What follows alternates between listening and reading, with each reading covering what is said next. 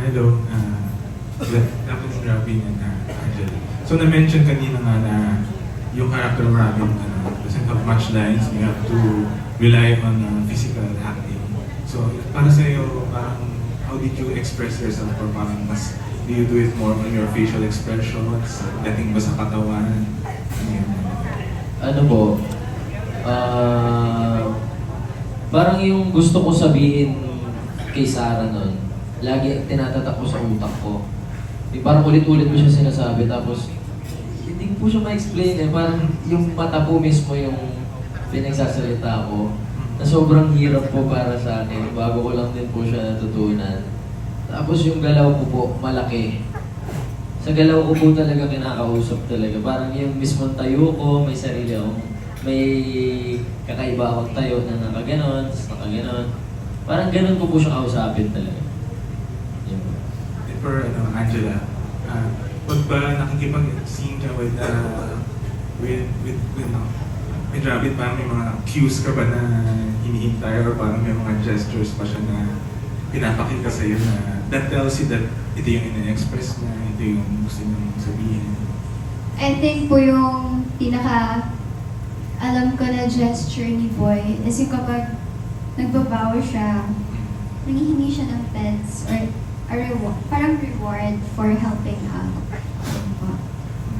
And they also say na parang sometimes action speaks louder than words. Doing this film, parang do you agree with that? And kayo ba as a love team, are there moments when you feel like not really talking too much or just blocking out the noise? Parang na mas okay yung silence?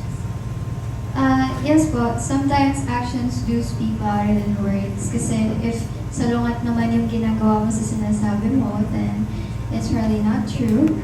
Tapos, during shooting po at Rabbit, nakikita ko po talaga sa kanya si Boy.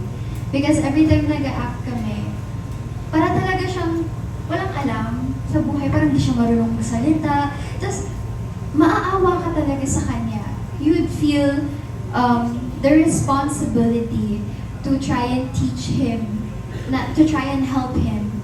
Tapos, yun yung nararamdaman ko po sa actions ni Robin. And it helps me, it makes my work so much easier. Kasi dahil sa physical cues niya and sa actions niya, mas naitatawid namin kung ano yung gusto namin ipakita, iparating.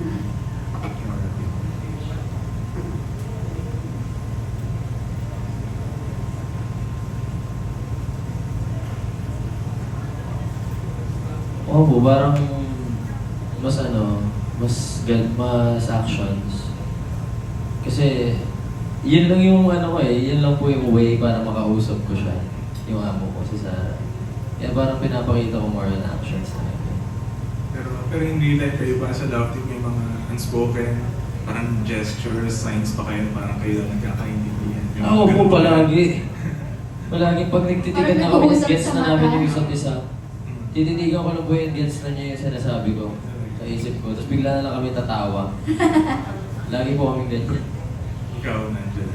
Ganun po, parang sobrang comfortable na namin sa isa't isa and sobrang close namin to the point na isang tingin na, alam na namin kung ano yung iniisip. Memorize na po namin yung isa't isa. Opo. Okay, thank you. Thank you Good po. luck. Salamat. Thank you. And please allow me to correct myself. Mr. Alan Policarpio is with the Inquirer. Apologies po for the error. Okay, now moving on. Let's hear from Nurse Amo from GMA Entertainment. Hello, good afternoon. Hello again. As a love team, gusto kong malaman yung naging dynamics nyo, especially yung ginawa nyo tong movie na to.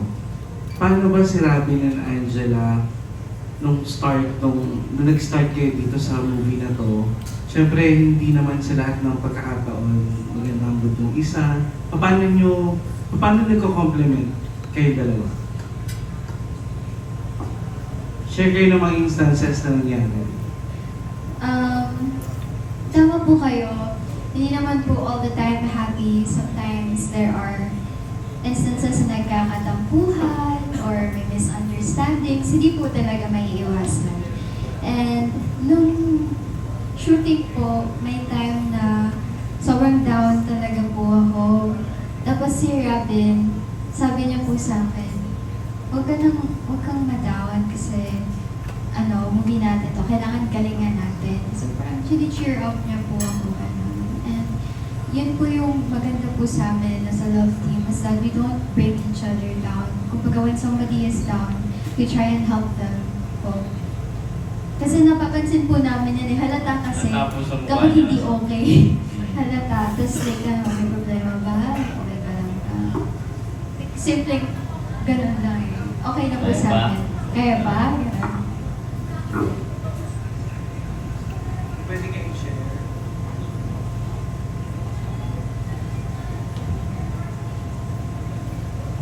Ano po parang sa shooting namin, pag nasa eksena po talaga kami, hindi kami nag-uusap. Parang pinaparamdam ko talaga sa kanya na, werewolf ako. Hindi mo ako pwedeng kausapin kung paano mo ako kinakausap. Minsan nga po pag pag nakalagay yung extension, nagtitripa pa po niya, ang cute-cute mo, ginaganon niya, ganyan lang po ako sa kanya. Parang sinasanay ko po siya na aso, na werewolf talaga ako. Wala siyang alam. Oo, na wala akong alam sa mundo, na hindi ko siya naiintindihan. Ganun po. And ito, siyempre sa 14 na yung showing, ano ba yung gagawin ninyo for promotions, pwede ba siyempre sa mga mall tours? May mga special na personal ba kayong effort to promote yung movie? I think yung pinaka-personal na effort po namin is always showing up no matter what. Kung pwede lang po mag-work everyday, mag-work po kami everyday because we really love doing what we're doing. And tomorrow po, kunyari meron po kami TV5 na guest. Simula po yun ng call time 4 a.m. hanggang gabi po yun. And that's something we commit to. That's something that we want to do talaga. So that we can push the movie kasi hindi po kami ganun kakilala. We're newbies and we want people to know that there's a good movie here that you can watch po.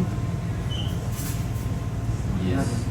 Parang yun nga po sa mga mall shows, kahit kahit everyday po yan, kahit hindi na po kami magpahinga, gagawin po talaga namin lahat para ma-promote namin yung pelikula namin. Yan po. Thank you, Income Lance. Good luck sa movie. Thank you po. Thank you po. Thank you.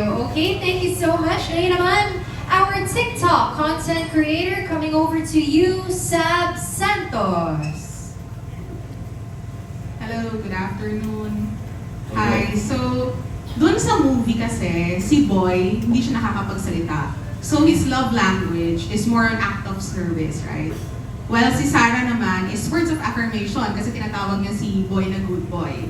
But in real life, based on your experiences with each other, what do you think is the other person's love language and why? For me po, I think yung love language ni Rob is physical touch. Ikaw, act of service. Ako? Ah. Hindi, physical touch too. Oo. Physical touch pati gift giving. Parang gusto ko po kasi lagi ako nakadikit kay Angela. Wala lang, mas parang mas masaya po ako pag lagi kami magkasama. Paano mo nasabing acts of service? Lagi naman magkasakit lang ako. Ito na yung pinapadala mo akong prutas, gamot, kung ano-ano. Kaya po. Okay. And then, my next question, during the mall show in Pampanga, you gave Angela flowers, and then a lot of people are asking, is there a specific reason bakit sa Pampanga? Kasi it's your hometown, and then nanonood yung pamilya mo. And then for Angela, how was it nung naka-receive ka ng flowers? Kasi special na, parang a surprise, and then nandun pa yung pamilya. What did you feel during that time? Ito po yung first time that I received flowers from Grab. So gulat na gulat po ako kasi syempre, it was in Pampanga. Nandun po yung family niya. First time ko po makita yung eldest brother niya. And andun po yung mga niece niya. Almost his whole family.